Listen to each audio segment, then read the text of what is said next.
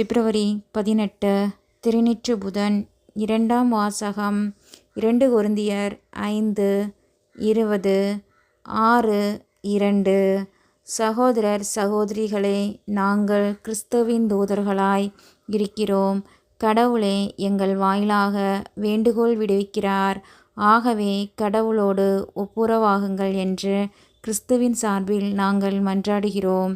நாம் கிறிஸ்து இயேசு வழியாக தமக்கு ஏற்புடையவராகுமாறு கடவுள் பாவம் அறியாத அவரை பாவநிலை ஏற்கச் செய்தார். நீங்கள் கடவுளிடமிருந்து பெற்றுக்கொண்ட அருளை வீணாக்க வேண்டாம் என அவரோடு இணைந்து உழைக்கும் நாங்கள் கேட்டுக்கொள்கிறோம். தகுந்த வேளையில் நான் உமக்கு பதிலளித்தேன். விடுதலை நாளில் உமக்கு துணையாயிருந்தேன் என கடவுள் கூறுகிறார். இதுவே தகுந்த காலம். இன்றே மீட்பு நாள்.